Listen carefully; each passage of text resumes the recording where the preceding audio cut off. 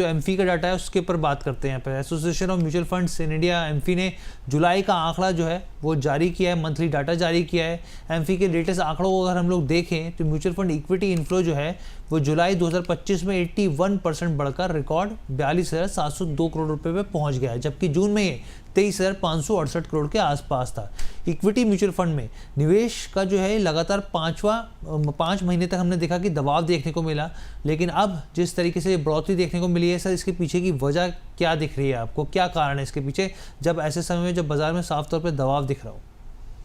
देखिए हर्ष भाई, मैं सीधा सीधा क्रेडिट दूंगा जिस तरीके से आप शो लेके आते हो और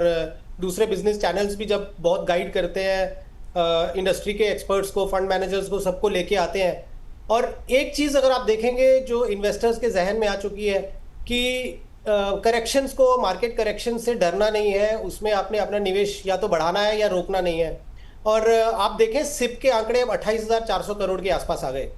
ये क्लियर इंडिकेशन है कि जो अभी रिटेल निवेशक है वो ये चीज समझ चुके हैं कि पैनिक में पैसा बाहर निकाल के कोई फायदा नहीं होता, आप निवेश में बने रहें, बल्कि अगर अच्छा मौका लग रहा है तो क्यों ना निवेश को बढ़ाया जाए। और शायद ये उसका बहुत अच्छा इंडिकेटर है कि एफआईआईज का इतना पैसा निकल गया, उसके बावजूद अगर आप देखेंगे तो इक्विटी इन्फ्लो डोमेस्टिक प्लेयर्स ने बहुत ज्यादा, जैसे डोमेस्टिक इंस्टीट्यूशनल इन्वेस्टर्स हैं उनका तो खैर बहुत बड़ा योगदान रहा, क्योंकि जितना एफआईआईज पैसा बाहर निकाल रही थी, डोमेस्टिक इंस्टीट्यूशनल इन्वेस्टर्स उतना ही पैसा पंपिंग कर रहे थे। इसलिए अगर आप देखें तो बाजार हमारा उस हिसाब से नहीं गिरा जिस हिसाब से मार्केट से आउटफ्लो हुआ एफआईआईज का पैसा।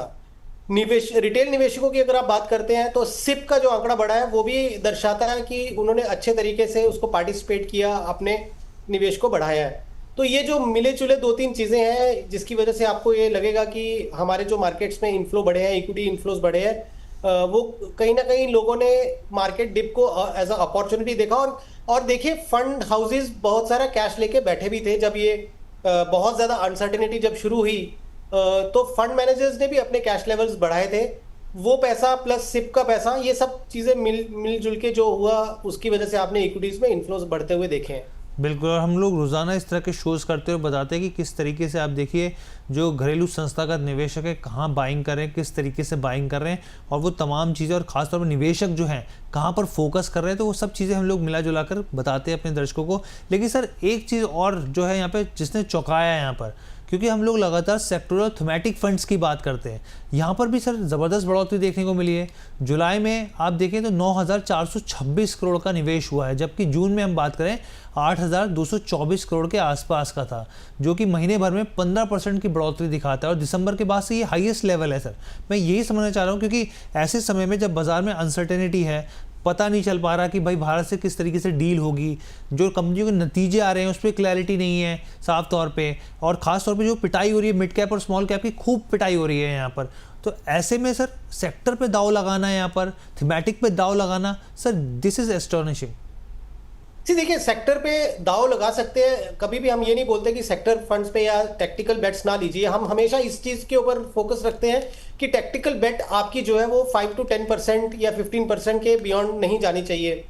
अब क्योंकि ओवरऑल इन्फ्लोज बढ़े हैं तो टेक्टिकल प्ले में भी आप देखेंगे इन्फ्लोज बढ़े हैं। और अगर आप देखेंगे जिस तरीके से आपका, फॉर एग्जाम्पल अगर हम सेक्टर फंड्स की बात करें तो डिफेंस सेक्टर से जुड़े हुए जो आपके डिफेंस फंड्स हैं उसमें एक बहुत तेज़ी आई, फिर उसके बाद एक